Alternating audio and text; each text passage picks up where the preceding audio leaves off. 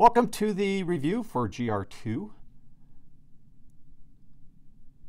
So in the first GR, we focused primarily on the aero and the fluid dynamics. That was really in order to get the lift and the drag, building up to how an aircraft flies. Now we're actually going to get in, now that we have the drag polar, from the lift and the drag, we'll be able to get into flight mechanics and performance, as well as stability control. After GR2, we are going to move on to aircraft design. So starting with stability control. Recall the access system. We had X, Y, Z, X out the nose, Y out the right wing, and then Z by the right-hand rule is down. L, M, and N are the moments. And then by convention, a positive moment is a positive rotation, or is a right-hand rotation about the axis, about the X, Y, and Z axis. And those moments are L, M, and N. And then the velocity components, we don't really use them in this course, but U in the X direction, V in the Y direction, and then down is the W. All right, so we talked about static stability in both the longitudinal, directional, and the lateral axes. Recall that static stability is the very initial response. So it is statically stable if there's a disturbance there on the T6 and the nose wants to come back up. So if there's a nose down disturbance and the nose wants to come back up, it's statically stable. If it just keeps going down, it's statically neutral, and then statically unstable if it continues to diverge. The criteria, recall, for longitudinal static stability was that we had a negative slope to our Cm alpha curve. So if we plot Cm versus alpha, so as alpha gets bigger, that means the aircraft is getting slower, so the nose is coming up. So as if the nose is disturbed up, we would like a restoring moment to push that nose down. That is a negative moment, since positive Y is out the right wing. That is a moment nose down, so we want a negative pitching moment for that. And of course, if we're on trim, we don't want any moment.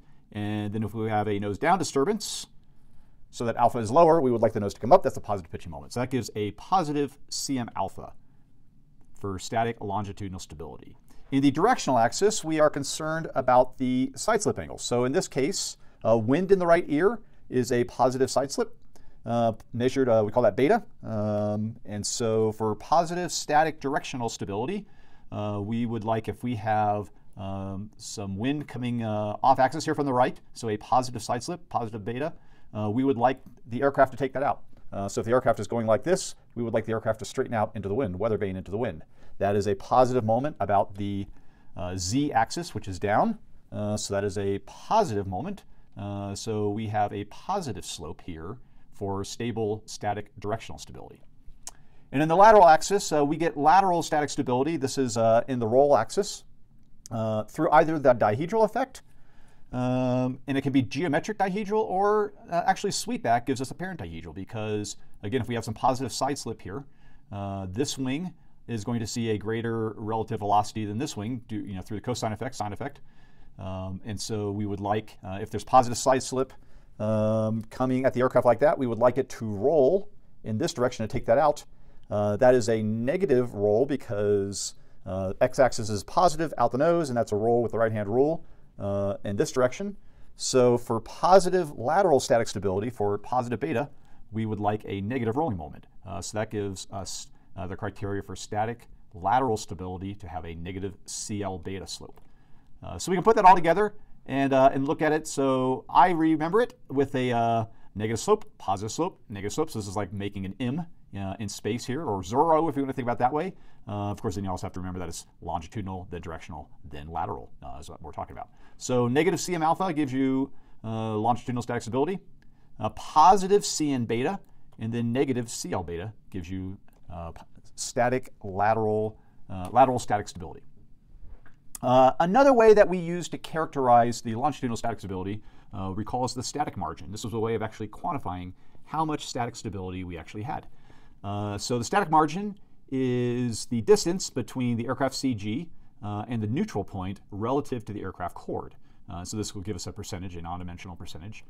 The neutral point is the point where we would have, if the CG was at the neutral point, then we would have neutral static stability in the longitudinal axis.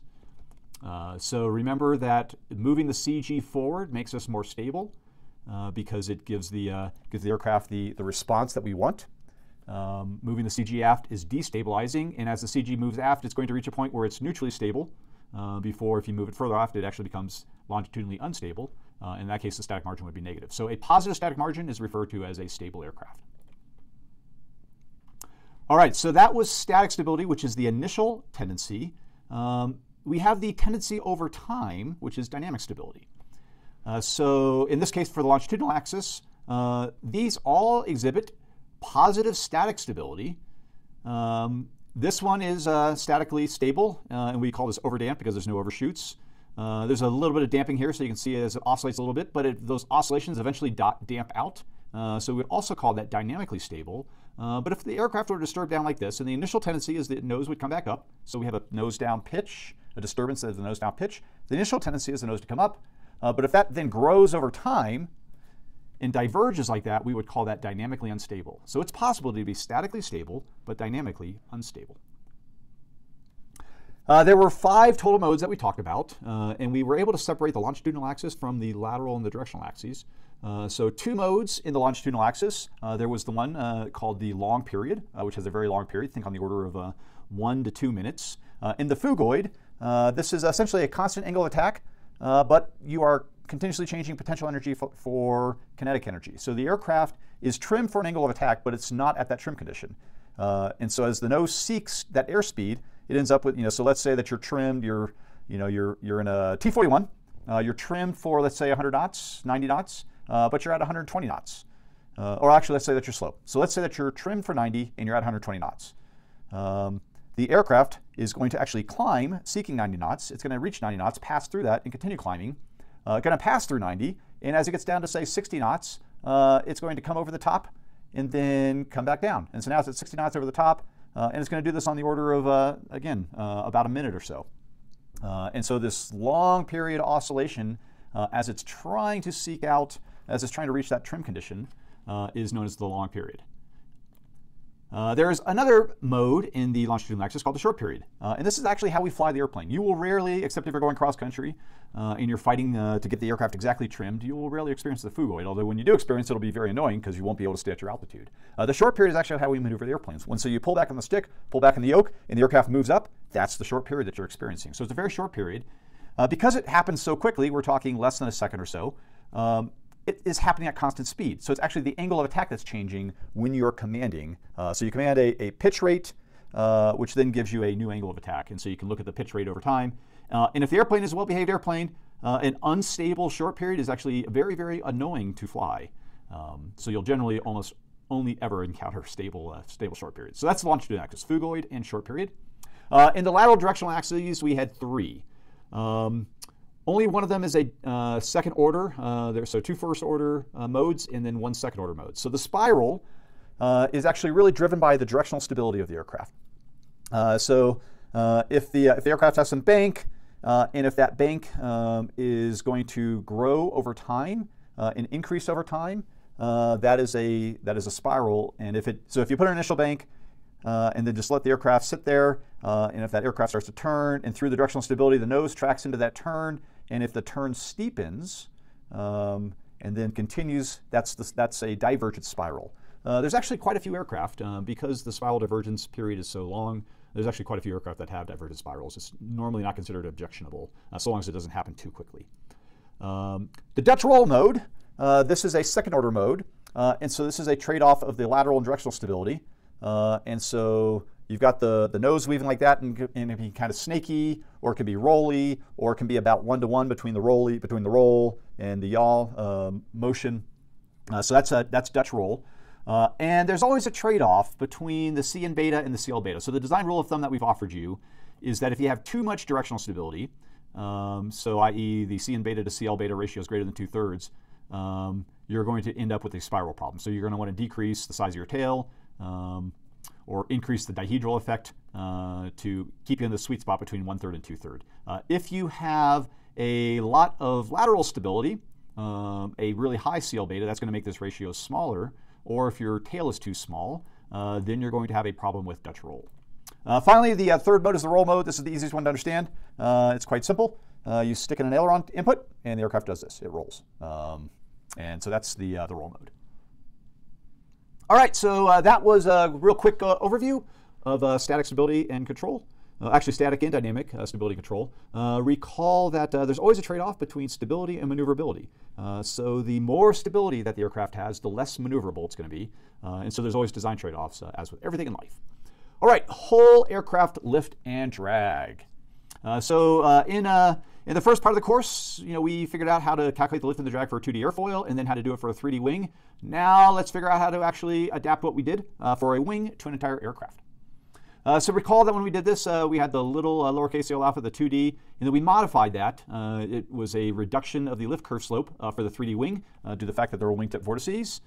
And so we calculated a new CL alpha based on essentially the aspect ratio and this span efficiency factor.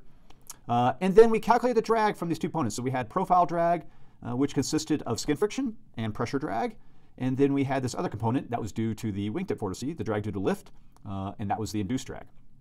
We're going to do the same thing for the airplane. This form, this parabolic form of the drag polar, where we have this part that doesn't depend on lift and this part that does depend on lift, is actually very, very convenient. And so we're going to use this when we go to the aircraft. So here's what we did for the wing, and here's what we're going to do. We're just going to modify this form for the aircraft. We're going to regroup. So all this portion, we're going to take a portion of the pressure drag that doesn't change with lift, and we're going to call it parasite drag. Unfortunately, they both start with P. So the skin friction plus the pressure was previously known as skin friction plus pressure drag was previously known as profile drag. We're going to take this portion, so the portion that doesn't change with lift, and we're going to group that together with the skin friction drag, and we're going to call it parasite drag. That's also going to include any types of interference effects. It's also going to include the skin friction on the fuselage.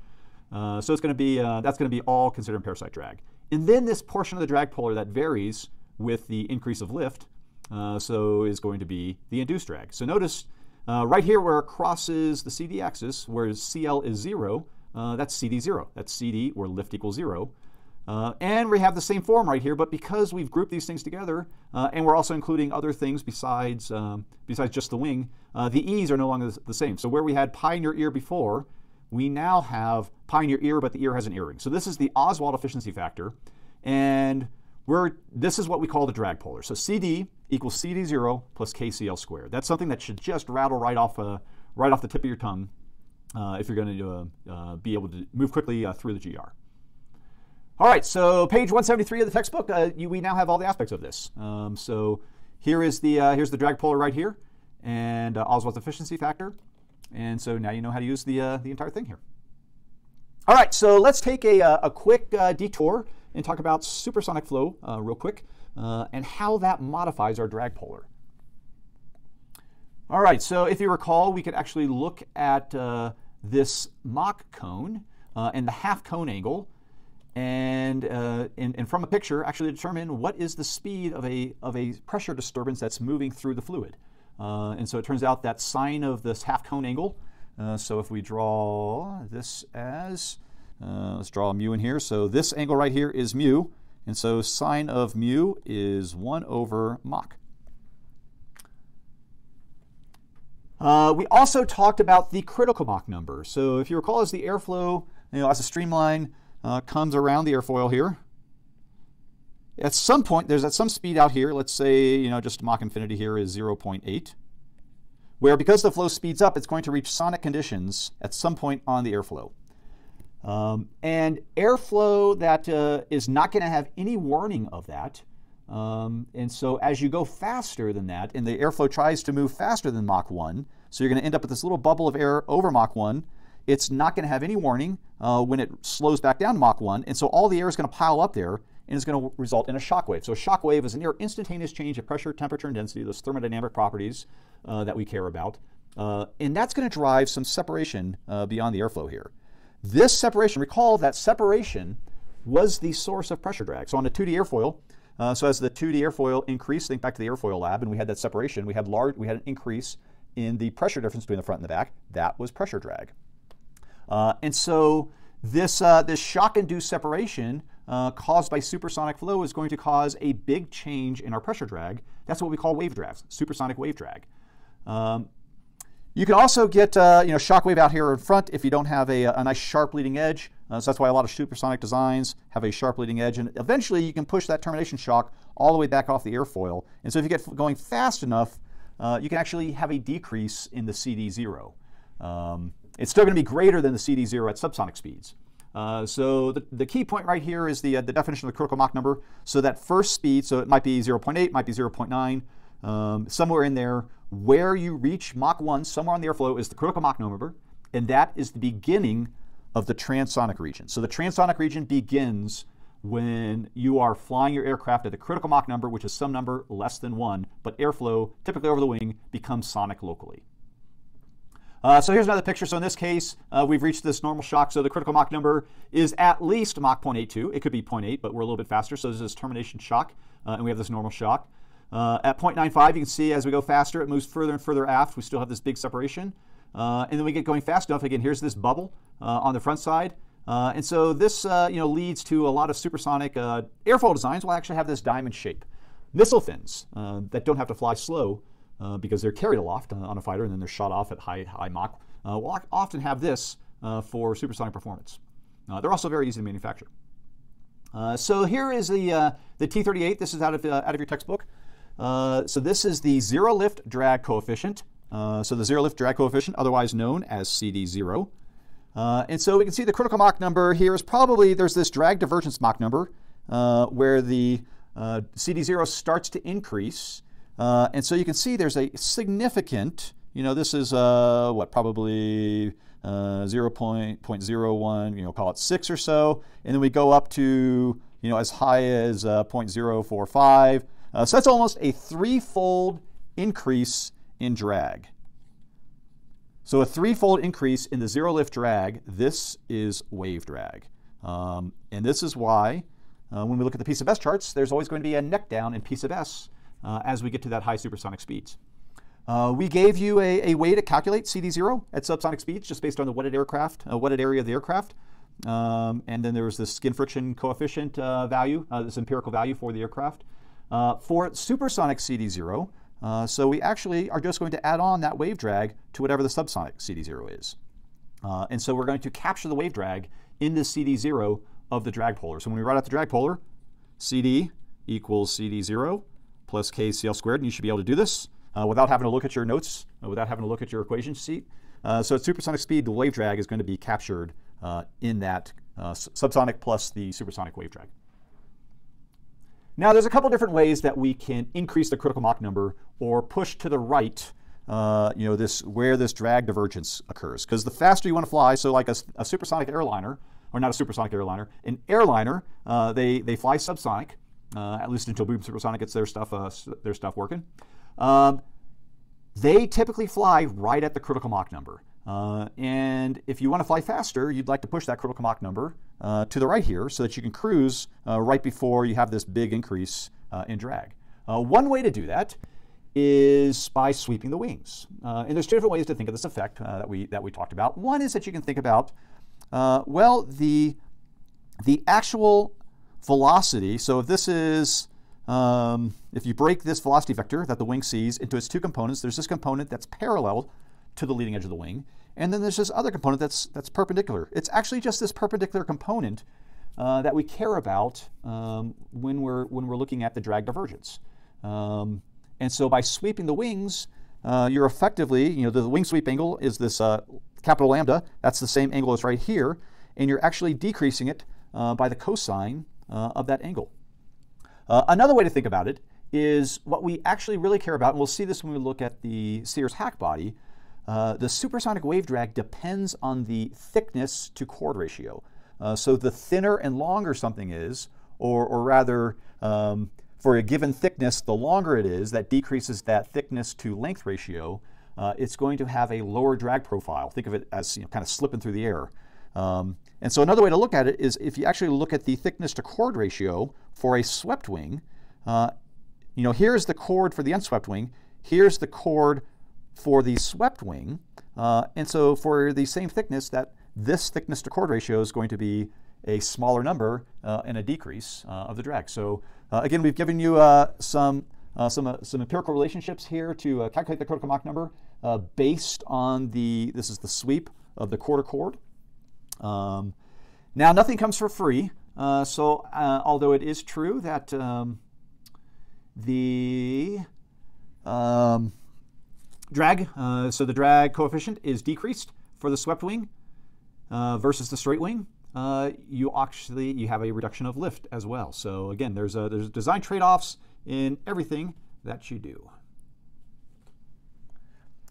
All right, and here's just one example of those design trade-offs. So here we have two Century Series aircraft. Both are designed for the same mission. These are both Mach 2 fighters, and they have very different approaches to how they handle that. So the F-106 has a highly swept wing, 60 degrees, and so we can actually calculate at what point, at what Mach number does the leading edge of the F-106 see Mach 1. And so at what point does the perpendicular here is at Mach 1? What does Mach infinity have to be? So the free stream Mach number. And it's actually quite easy. So cosine of 60 is 1/2. So at what Mach does this equal 1? Where this is 1/2. Obviously it's Mach equals 2. So at Mach 2 is the first time that the leading edge of the wing sees supersonic flow. So you don't need a sharp leading edge. So if you look here, the F-106 has this nice rounded leading edge, which has advantages for higher angle of attack. If you recall to the airfoil lab, the airfoil or the streamlines needed to make that turn. By comparison, the F-104 has a much shallower sweep angle, and it actually sees Mach 1 if you go through the same math at Mach 1.1. So it is very quickly going to see a supersonic flow at the leading edge, which is why it has an extremely sharp edge. Now, it still has to take off and land, and so you can see the addition of the leading edge flaps here in order to give it some more camber at lower angle of attack, so that sharp leading edge, so that the airflow as it's trying to come in for landing and it starts to increase the angle of attack, you don't get flow separation and a premature stall. So two different approaches to the exact same problem. All right, so very quickly, the Cirrus hack body, this is the theoretically optimum profile. So we have this area distribution. So again, you can see overall you're going to have a lower drag because the cross-sectional area relative to length of this 10-to-1 Cirrus hack body. You can see the term right here. And so you can see the relative wave drag. As length increases here, the wave drag coefficient is going to decrease. And so this is that optimum profile. And this is the same basis for the area ruling. So if you have this smooth body, you can see the CD min here. Of course, it's going to increase because of wave drag as it goes supersonic.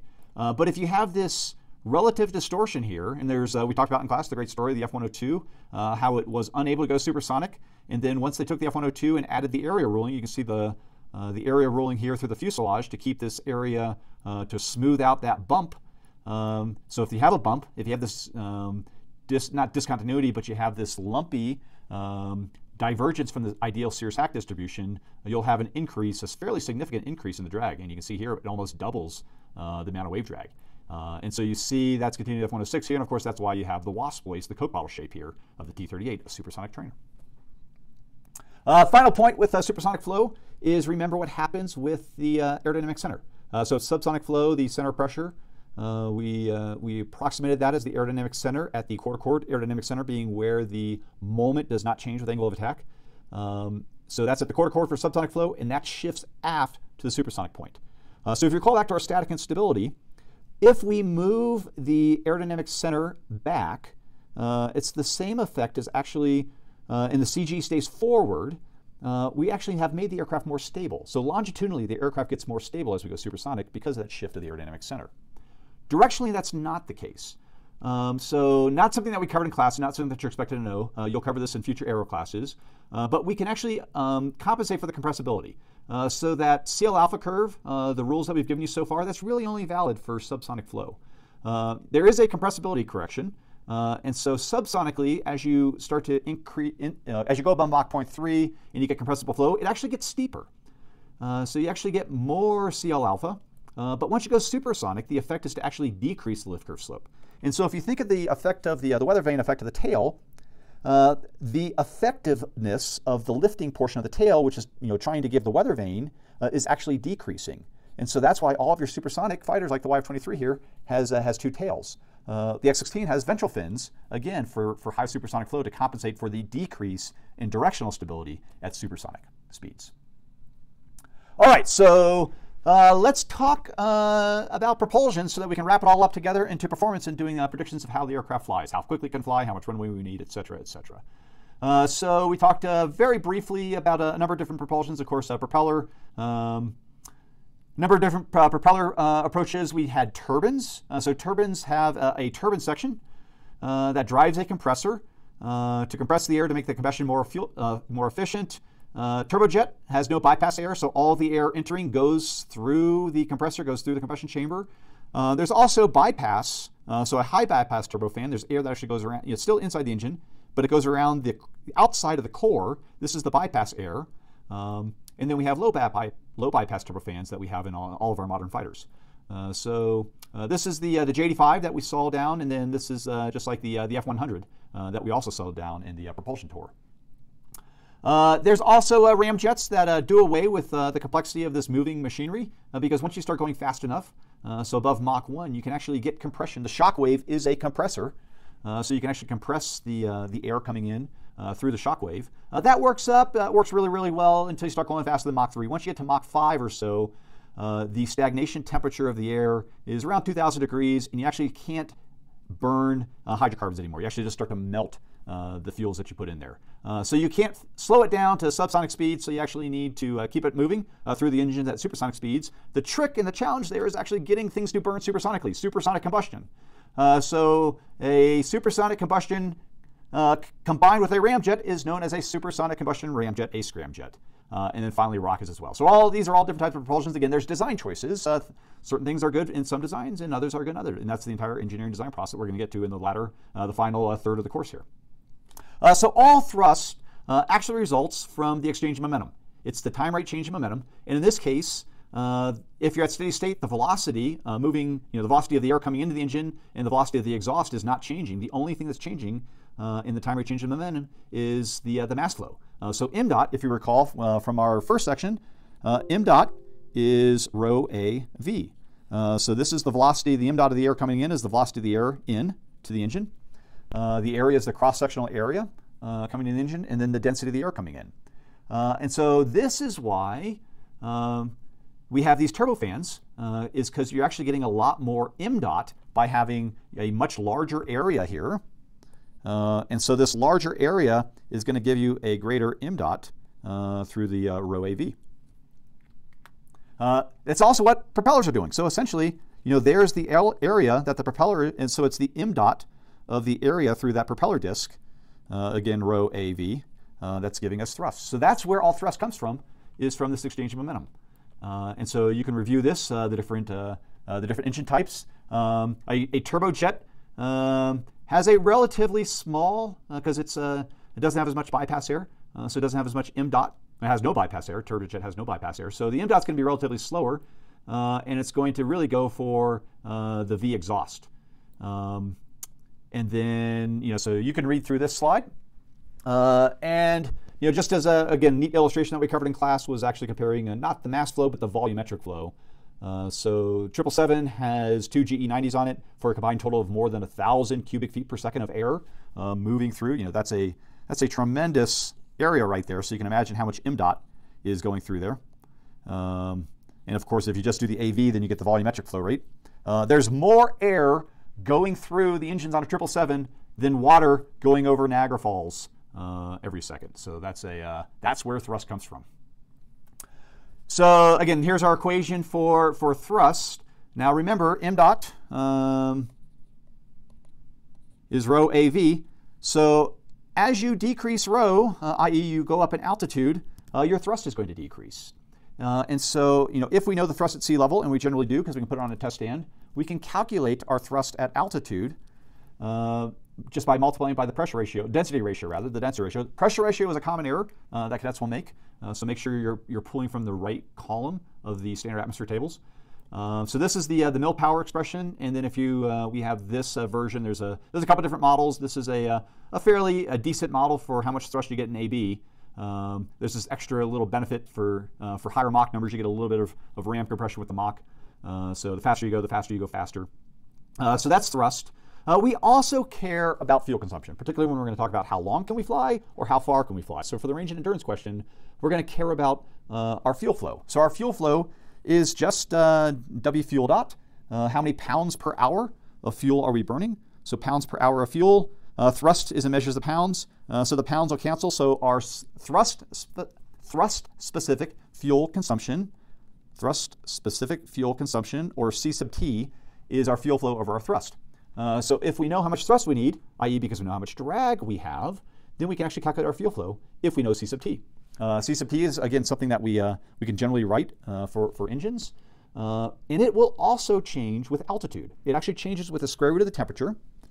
And so this is, again, why the Streak Eagle that we'll talk about, why they went to Grand Forks, North Dakota, among other reasons. It wasn't just for fuel consumption. They actually got more thrust with the colder air. But so thrust-specific fuel consumption, this is why airliners will fly high or will fly at the tropopause. At the tropopause, there's no longer any advantage to going higher because the temperature is not decreasing. So temperature decreases in the standard atmosphere until you get to the tropopause and it stays constant. Let me turn off the sub capture here real quick. This, for whatever reason, it is pretty easy to forget to take the square root.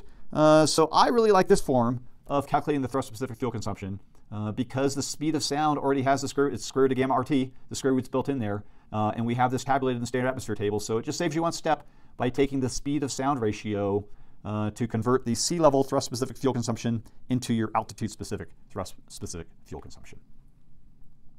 All right, and so we can see the effect of this decreasing thrust into the density. If we look at, this is the T38 drag curves, again, out of your textbook. And so we can see, here's mil power from the two engines. We're getting just over 4,000 pounds of thrust from the JD5. At 20,000 feet, we're getting just over 2,000 pounds. And then at 40,000 feet in mil power, we're getting, even less, around 1,500 pounds. It's also interesting, and we'll cover this when we look at curve shifts, look at the drag. So the drag really hasn't changed, but if you take a look at the Mach number, so where's L over D max? Right there at 0.35, right there at 0.5, and then right there around 0.7-ish. So the curve is shifting to the right, but the actual drag has not changed, although our thrust available is decreasing. So we'll actually talk about the effects of that. So let's talk about the drag polar. The drag polar makes you an extremely powerful person once you have the drag polar. So we're going to start from the equations of motion here. Remember, we have some very specific things here. We've been dealing with angle of attack for a while. So angle of attack is the angle between the velocity vector and some aircraft reference line. With the airfoil, we just use the chord, but for the entire aircraft, we'll have some reference line, which might be the chord.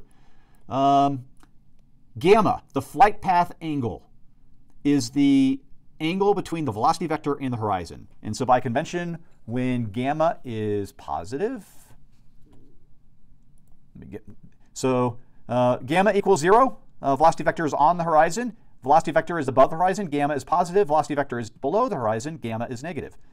In the HUD, you will see, when you fly an aircraft with the HUD, you will have a flight path marker, which is your velocity vector. And then finally, we have the pitch angle. So pitch is the angle between the aircraft reference line and the horizon. So it turns out that pitch is gamma plus alpha. So now we can actually write the sum of the forces in the two directions. Parallel to the velocity vector, perpendicular, the forces that are, so we've got the lift that's perpendicular, and then we got the drag that's parallel. And so for straight, level, unaccelerated flight, level meaning gamma equals 0, unaccelerated means that we have no acceleration, we're not getting faster, so thrust equals drag. We end up with, no surprise, that lift has to equal weight and thrust has to equal drag. We will eventually relax these considerations to look at other performance characteristics. All right, so given that lift equals weight and thrust equals drag for slough, we can actually take our drag polar and turn it into a drag curve. And this is very important. And I recommend that you sit down and you work this through. From the definition of lift, we can actually write the lift coefficient. And I'm going to go ahead and, later on, we're actually going to talk about the load factor in Z. And so Z is for the Z-axis, and so load factor is just defined as how much more lift, or what's my factor of weight in my lift. So if I'm at in Z equals 1, or at 1G, then my lift equals weight. If I am generating twice as much lift as my weight, then I am pulling 2 Gs. And so solving for the lift coefficient in terms of NZ and W over QS. And so now that we have an expression for NZW QS, we can plug that into CL squared and we can also plug in, multiply CD times QS to actually calculate drag. And then the thrust required here is how much thrust we require for level flight, for straight level and accelerated flight. And so multiplying this by QS, multiplying this by QS, of course, there is a QS in the denominator here that gets squared. And so that will cancel one of those QS's. If you then substitute in, don't forget that Q equals 1/2 rho V squared. So if you substitute that Q in there, and then just group the terms, I like to write it in terms of this times something velocity squared, and then this times something 1 over velocity squared. And so we see we have this parabolic component, and then we have kind of this almost inverse, or this hyperbolic component here. And so we can graph that. So there's going to be, this is what the overall drag curve is going to look like, and we solve that on the T38 curve. And of course the drag for straight level and accelerated flight, that's the thrust that's required. And so this is the drag polar converted to a drag curve in terms of velocity. So it's drag versus velocity. And there's two parts here. So if we take a look at this part that came from this CD0 term over here, that increases with the square velocity. So it looks like that. That's what we call parasite drag. So this green part right here is parasite drag. And actually, I'm going to erase that because I'm about to draw something else right there. And then this part that is inverse with the, go back to my laser pointer, is the 1 over V squared. 1 over V squared is the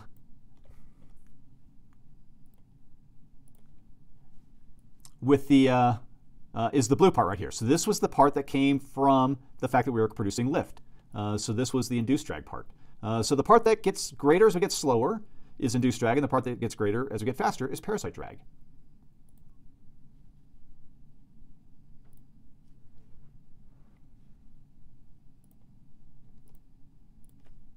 There we go. All right, so then we have thrust available, and of course we have that relationship for with the density ratio, and then we have the one for AB. So we can draw this curve. And so if you're in mil power, this point right here, this is as fast as you can fly. So that's our Vmax, or rather Vmil, the maximum airspeed in mil power. Vmax, the maximum airspeed that you can fly in maximum power, or AB, is where the thrust available equals the thrust required. So if you go any faster, your drag increases because of the parasite drag, and you can't fly any faster. And so if you're in AB, we can actually look at, so if I'm flying at this particular airspeed right here, here's how much drag I have. Here's all this extra thrust that I have available, and that's extra thrust that's available for climbing, accelerating. There's also this point on the drag curve where the thrust is a minimum.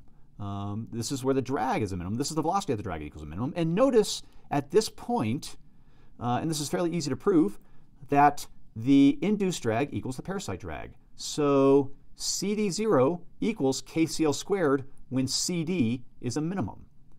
Very, very important point that we'll come back to. So at that L over D max, so for a given weight, lift is fixed for slough. And so how do we maximize L over D max? We do it by minimizing drag. That occurs when CD equals KCL squared. And of course, you can solve that just based on the drag polar. So this is why I love to say that once you have the drag polar, you're the most powerful person in the world, because by inspection, you can predict all kinds of things. It turns out that your L over D max is your glide ratio. So if you're in a glider and you know the K and you know the CD0, that's all you need to know. You can predict what your glide ratio is. So the drag polar is extremely powerful.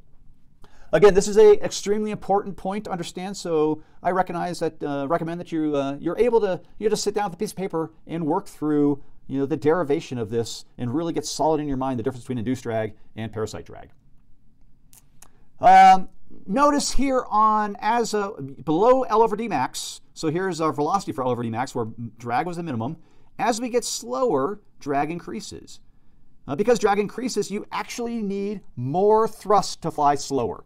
This is one of those demos I love doing when I fly in Aero 456. Once you get below L over D max and you slow down, you actually have to push in more power. So again, a fascinating thing. That is known as the backside. Over here, where it makes sense, if I push the throttle in, I go faster. That's the front side of the power curve. But here on the back side, you actually have to push the power up in order to go slower because your induced drag is increasing. All right, we already mentioned the curve shifts due to the increasing altitude. We look at that with the T38 at 0, 20,000, 40,000 feet, and saw how they just shifted to the left and the right. It's worth thinking through, what happens, what changes with the drag polar. So lost my pin. So CD equals CD0 plus KCl squared. So what happens as you change CD0? What happens as you change weight? If you change weight, you're going to change CL. And so the way to think through it is like, well, which curve? Which side of that chain, if I think of the induced curve, if I hold two ends of this chain right here, am I pulling on the parasite side or am I pulling on the induced side? And so be able to think through in your mind what that means. How do you increase CD0? Well, you can put more bombs on the outside. How do you increase weight? Or how do you decrease weight, for that matter? You could decrease weight by burning off gas. For example, well, actually, we'll get to it. With the global flyer, we'll take a look at the drag polar. All right, so let's talk power very quickly. So far, we've talked about the drag curve here. Power, remember, we derived it in class. Power is going to be thrust times velocity, or drag times velocity. So power required is going to be thrust required times velocity, or drag times velocity, and then power available is going to be thrust available times velocity. So if we take every point on the drag curve, multiply that by velocity, we get this power required curve. And so again, so there is, if you're at zero velocity in a jet, you have zero power because you have no velocity. And so power available, so thrust available, here's a straight line for our, fairly overly simplified subsonic turbofan that might look something like that. Drag polar and power curve. This is what you have. And so there were a couple important points. We've already talked about one of them. We talked about the point here where CD0 equals KCl squared, i.e. parasite drag equals induced drag, and that corresponded to the minimum drag or the L over D max. The other important one was here where our parasite drag was 3 times our induced drag, so that CD0 equals, there should actually be a 3 right here. CD0 equals 3 KCl squared. This is pointing to right here, so that's what that's doing. So here, CD0 equals 3 KCl squared. So we actually don't worry about that. And then we have this point right here where the induced drag is 3 times the parasite drag. These correspond to very important points. This one corresponds to the maximum range. This one corresponds to the maximum endurance. When you move the throttle, what you're actually, in an aircraft, a jet aircraft for that matter, actually, you're actually changing the fuel flow. This is a fuel meter. So as you pull the throttle back, you're actually just turning down how much fuel you're putting into the combustion chamber. And so as you pull the throttle back and decrease your WF, remember thrust-specific fuel consumption was fuel flow over thrust.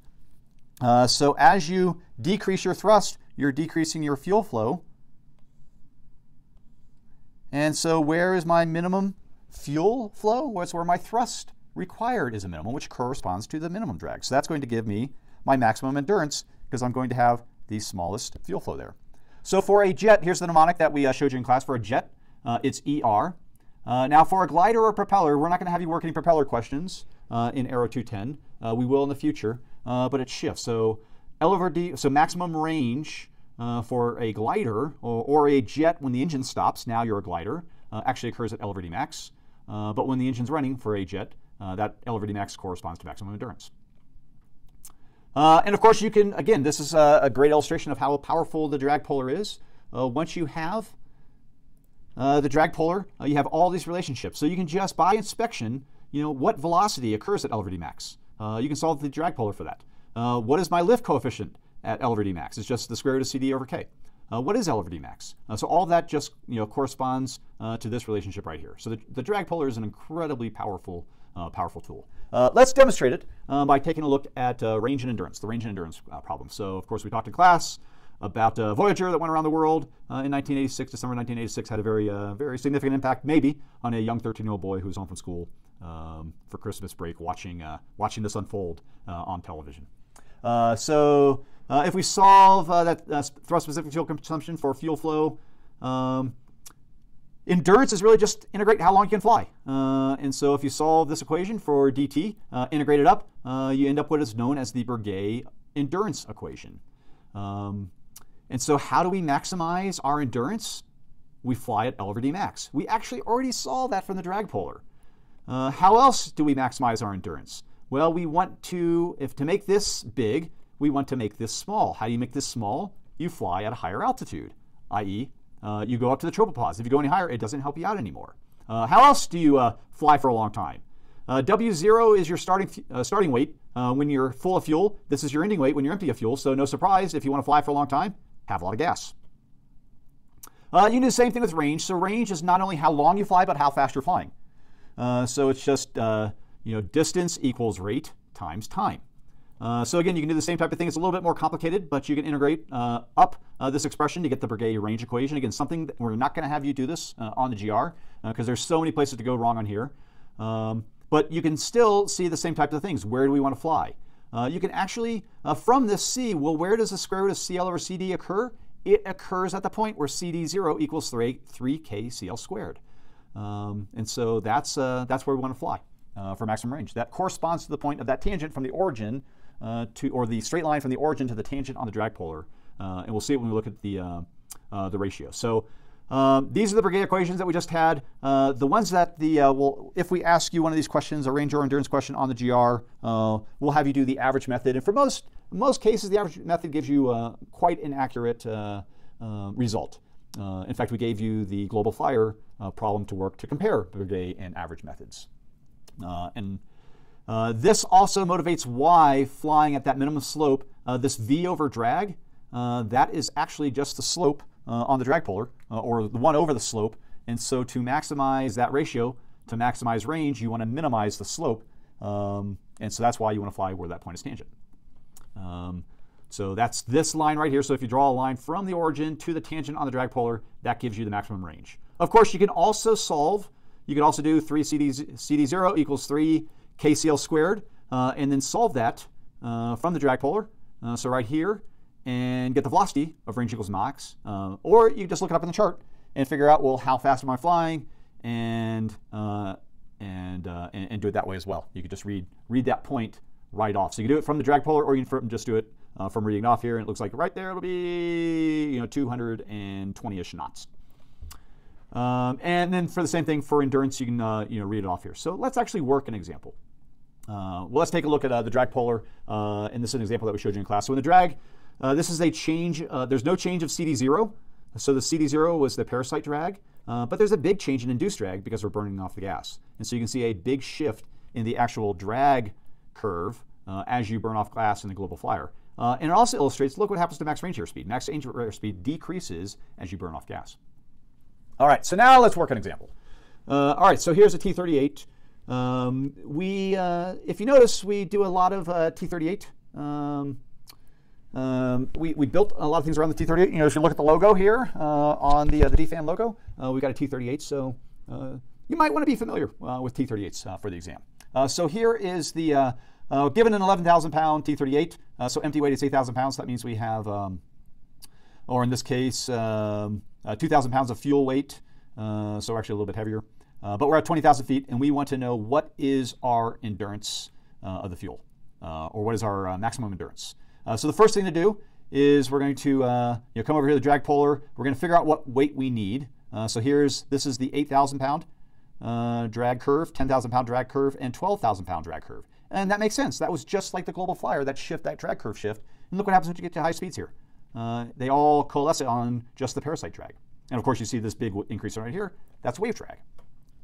So if we're at 11,000 pounds and we have 2,000 pounds of gas, and we're going to burn all 2,000 pounds of gas, we're going to burn down to 9,000 pounds. So what is our average? Our average is going to be 10,000 pounds. So for the average drag method, we want to pull off the drag at 10,000 pounds, so 875 pounds. We need to convert our C sub t, which is 1.09 per hour for the altitude. That gives us 1.01. We have 2,000 pounds of gas. So that tells us 2¼ hours. Now, what if we were to fly at a different airspeed? What if we were to fly at the maximum range airspeed? So we draw a line straight from there to there, and that corresponds to about 0.62 Mach. What's the drag there? Oh, look at that. The drag's higher, so we would expect to not be able to fly as long. And sure enough, we can only fly for 2 hours if we fly at that faster airspeed. All right, so that's an example of how you work this problem. Here's one that Colonel Chad C.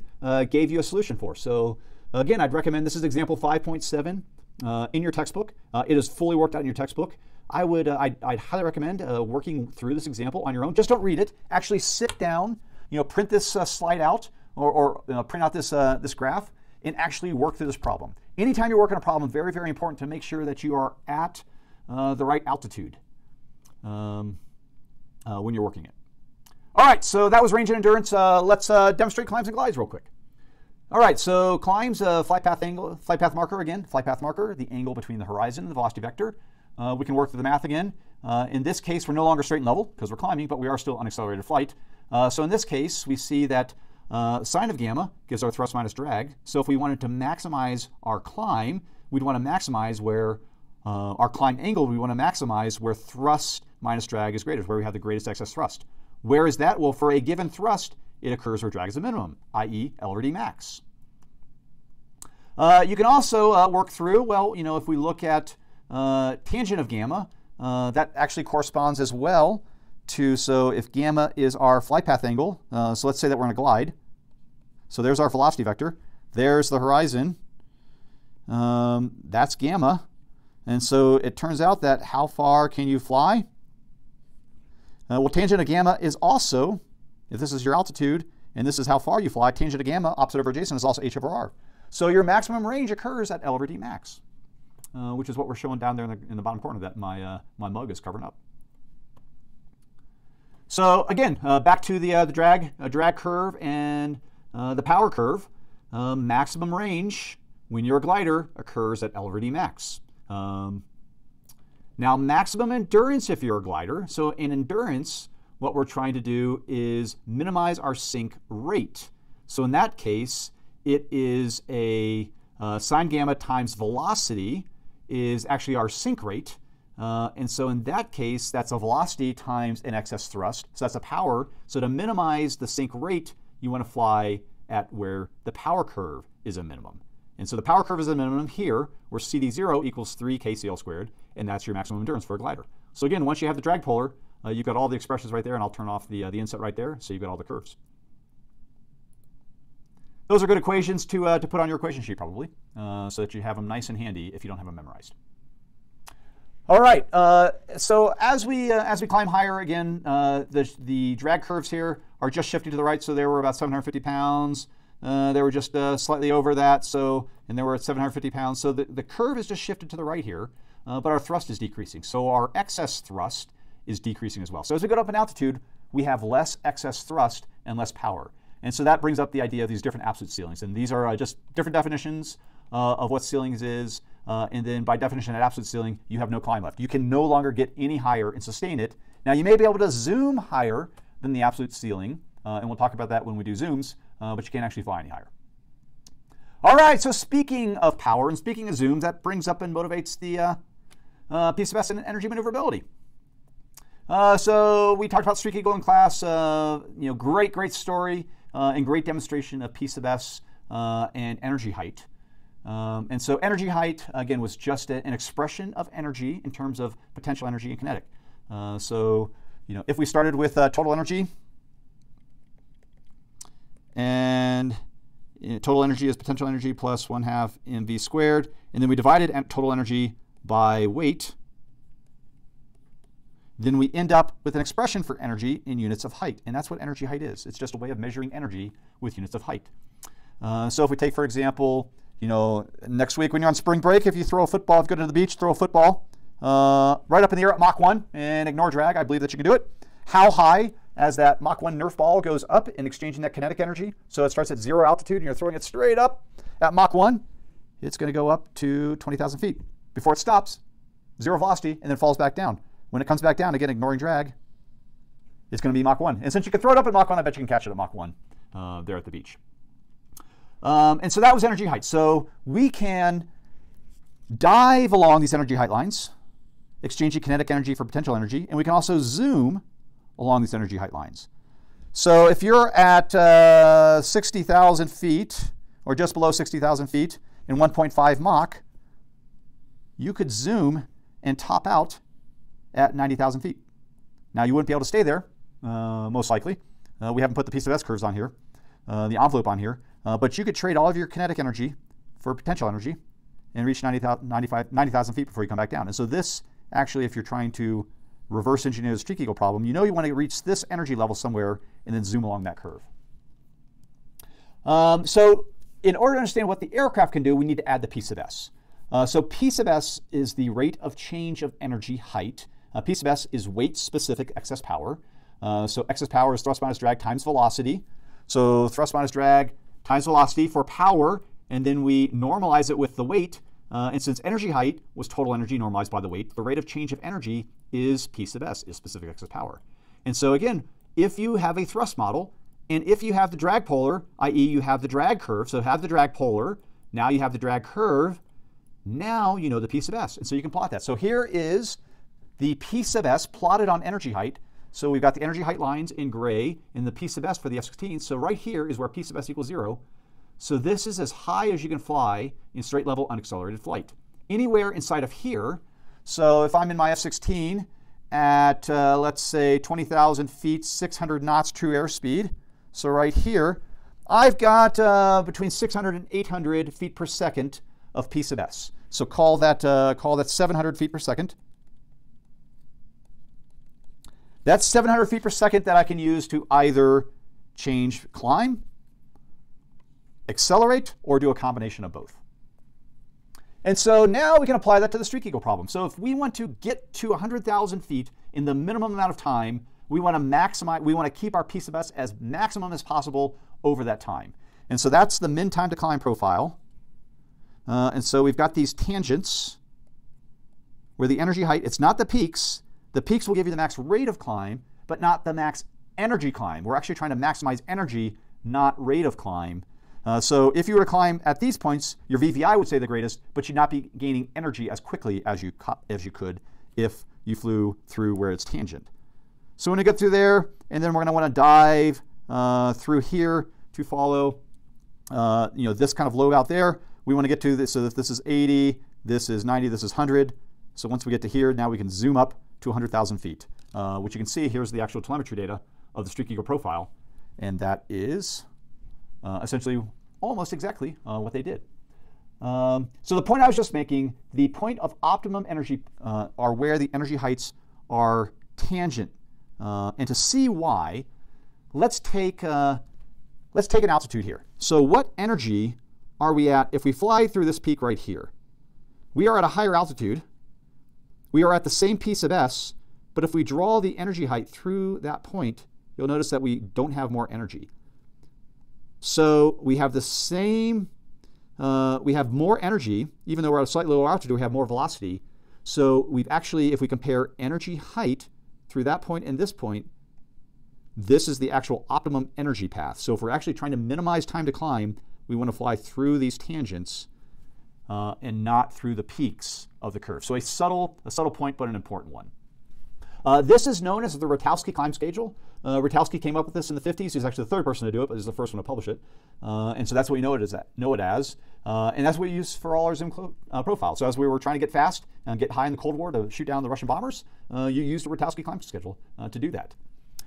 So we also talked about the achievable energy states. So anywhere inside here you can achieve, so long as you're not exceeding. So the dynamic pressure limit, you're not actually allowed to go faster than that. You might either overspeed or it may be an engine limit, or it may be a canopy limit, and maybe a structural, but there's something that limits the dynamic pressure of the aircraft. So that's Qs, that's pounds per square feet. So you're not allowed to fly faster than that, although theoretically you have the energy to do so. But anywhere inside of here, you could fly. This region right here, you actually can't fly slower than that. Now you could get slower than that, but you can't fly slower than that because you're beyond the lift limit. So you're actually asking the aircraft to give more stall. So you'd be a buffer. You'd have to get there dynamically. In here, where P sub s is equal to 0, greater than 0 is positive. You can fly. You can sustain. You're actually going to have a positive P sub s. So you can accelerate. You can pull some G's. Out here, so long as you are at a lower energy level, you can get to any of these points. So a point right here you could reach. A point right here you could reach, right on the P sub s equals 0. A point right here you've got the energy to reach, but again, you'd exceed the Mach limit, so you're not allowed to. You could actually achieve 0.5, and this is what the Streak Eagle did. Now, if it turns out that that's above the Armstrong line, make sure you're wearing a pressure suit. You could not achieve 0.7 because that is at a greater energy height than you could achieve. And so everywhere outside of this P sub s equals 0. All right, so we also talked about turns. Remember, it's the load factor pointing inside the turn, the lift vector rather, pointing inside the turn. We measure that lift vector in terms of load factor. Load factor defined as the ratio of lift, how much lift I'm producing to how much my aircraft weighs. That equals 1 over cosine of the bank angle. We define stall as the maximum usable lift. So you can actually solve for the CL curve here for what the stall speed is. The important point is that as the load factor increases, you can actually stall the aircraft below CL max. It's not an aerodynamic stall. You are actually asking for more CLs through the NZ, but you're above the 1G stall speed. And so we talked about in class all the accidents that have occurred where we've tried to, it's called an accelerated stall, where we've actually tried to fly the aircraft at increasing bank angle by increasing the load factor. All you have to do is max, relax, max power, relax the backstick pressure, roll those wings level, take out that bank angle, and you're flying because you're above the stall speed. So that's, remember, that's the accelerated stalls. Again, you can take all those these same expressions for the turn radius and the turn rate. Remember, this is in units of radians per second when you have in this here, so make sure you multiply by 180 over pi, 57.3 degrees per radian if you want that in degrees per second. So you can do that. This is just physics.